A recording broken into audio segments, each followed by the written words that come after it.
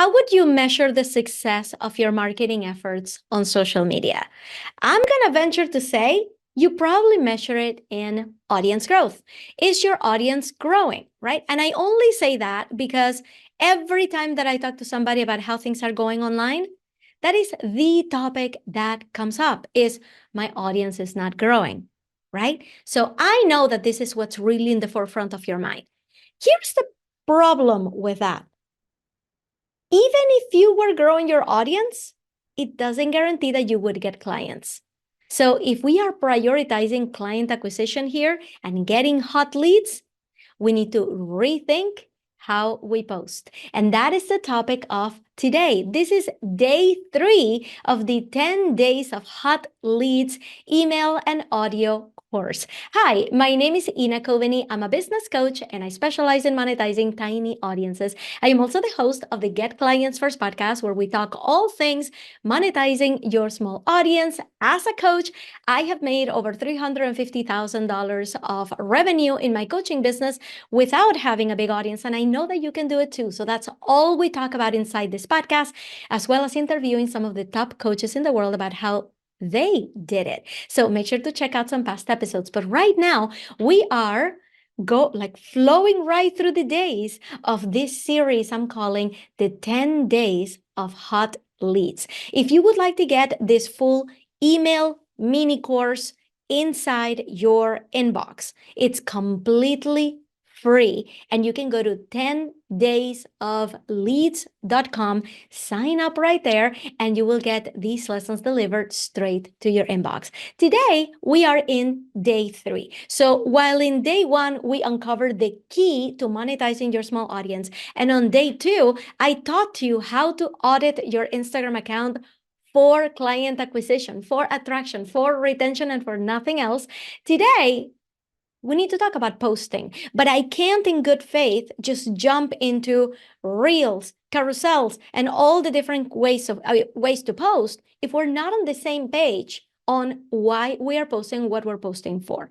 So in this 10 days of hot leads series, we are focusing on how to set yourself up for success this year by getting clients, by attracting hot leads. So I have a very, very specific goal in mind, and that is not to grow your account by more followers. That is by growing your wallet, by growing your monetization, your revenue in terms of client acquisition and how to use social media for that. So because that is my very delightfully single-minded goal, I need to ask you, and that's a topic for today, to post for engagement and not for audience growth. And there is a huge difference between the two. So whenever I start talking about content, you're probably thinking of, okay, I need to create a whole ton of content so that my audience grows, so that my audience sticks around, all of these things, right? You're thinking of reels, stories, carousels, photo posts, text posts, podcast episodes, YouTube episodes, email marketing, all of the content that you need to create,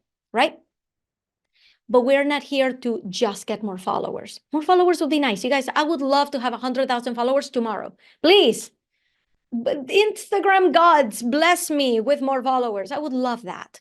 But I can't let the fact that my audience is what it is stop me from getting more clients, right? So I want you to remember that creating all of that content for the purposes of growing your audience and then watching it not grow that fast, because growing an audience turns out is a lot harder than people make it sound like it is. You would be creating content at a rate that is just not sustainable. Tell me, raise your hand if you've been there, that you have been on this roll where you create a whole ton of content and then you stop and you're like, oh, I need a break. That happens. That happens. That happens to all of us. Burnout is a thing in the coaching world because of that, because there is no end in sight, right? I want you to live in a world where you're posting relatable content that people engage with and that it will get you clients. That's the world that I want to live in. And it's not the same world as trying to grow your audience. So that means that we need to stop thinking of content as an audience growth tool only. We have to use it intentionally to engage with our audience. But before we get there, you got to realize something. And that is that your engagement has been decided before you hit publish. Now, maybe not exactly. I wouldn't be able to tell you if a post is going to get 100 likes or 200 likes or 1,000 likes, but I can tell you if it's going to get just one like. I could tell you that. And that is because when you post without the intention of engagement, things tend to just not happen. So I'm going to give you an example. I just got a haircut. I got a haircut and I got highlights in my hair, and I went on Instagram. And I want you to think of this, right? I took a great picture of me, filter, of course, because I'm 42. Well, I just use filters. Filter, and my hair looked great, right? And I post that picture, right? And that's all I do. Suppose that I go to Instagram, I just post a picture of me and my hair. No caption, no sticker, no nothing. Just like, oh, look how cute I look, right? And I'm here thinking in my head, well, this picture is self-explanatory, right? I look super cute. What kind of engagement should I expect to get for that picture? Now, it is possible that people will make their own assumptions about this, right? And say, like, oh, yeah, she does look cute. Let me send her a message, a DM, and tell her, hey, you look cute, right? They could also heart that story, right? They'd be like, hey, yeah, you look cute. Great. But what if I actually posted with the intention of getting engagement? What would that look like if it's not just posting a great, cute picture of me and my new haircut? Well, what I did was I posted a story.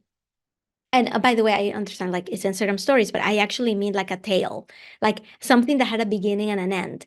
What I did instead, if I wanted to get engagement, right, is to give people a reason to engage with it, is to explain the context of this so that they can relate to it. So what I did, and you can see this, by the way, in the email version of this course, you can see that. So go to 10daysofleads.com if you haven't gotten it yet, and you'll get the full text and you'll get these pictures with the examples.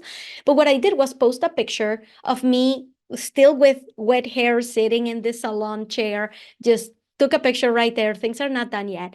But I posted saying, I used to think, I'm reading right now, I used to think that getting a haircut was a total waste of time. I should be getting work done. I don't have time for this. So I'd get a haircut once or twice a year, basically whenever my hair started driving me crazy. And then I put that in the caption, and then I put a little engagement sticker with a little girl with a hand raised, like, hey, me too, right? Who else is ignoring their haircuts because they don't have time for them, right? Especially moms. We never make it to the salon, right?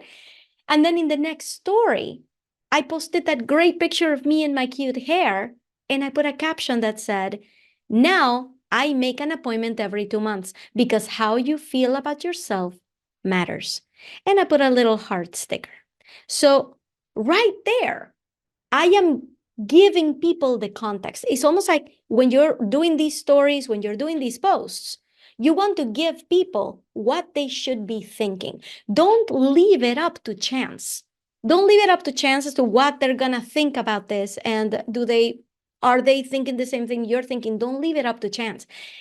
Put the words in their mouth. Basically write your own recommendation letter and have them sign it. That's what the equivalent is. So when you're creating these stories, when you're creating these posts, you want to give them the context and tell them what to think, right? Tell them, this is what you should be thinking. You should be relating to this because you're probably not taking really good care of yourself. Am I right? And then give them a sticker to react to it. One of my favorite ways of doing this is using a poll sticker and just showing a great picture and then giving people the things that they're probably thinking. Are they probably thinking, oh my God, this is great?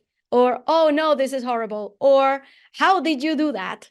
And I put that in a poll sticker and I give it to them. I'm like, which one are you thinking right now? And that makes it so much easier for them to just click rather than send you a DM, rather than answer a question sticker.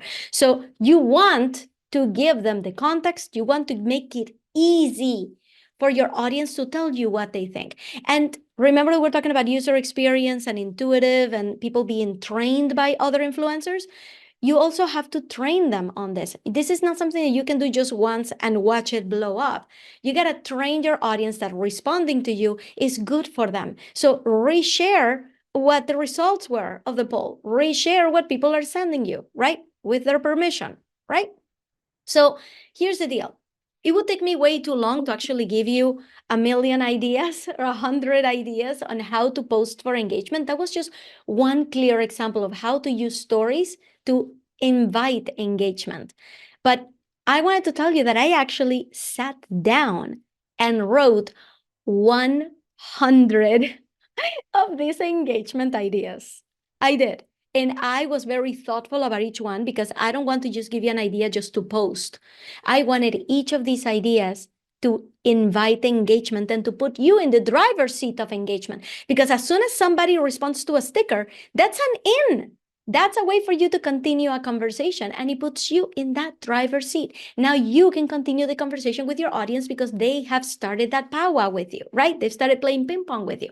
So I sat down and wrote 100 ideas that I want to give you completely for free. All you have to do is go to 100postideas.com or click on the link that is below in the show notes. So go there and grab it right now and start. I've gotten such amazing feedback from people who print out these 100 ideas and they use it like their Bible. Like, this is where their content is going to come from because we're not posting to try to grow our audience anymore. What a recipe for burnout. We are posting for the purposes of creating relationships with our potential clients, with our audience, which means that we have to make engagement extremely easy in our account. So if you want those 100 engaging post ideas, go to 100, that's 100, postideas.com or click the link below. All right. So now that we've started talking a little bit more about content, I wanted to tell you how you can use the different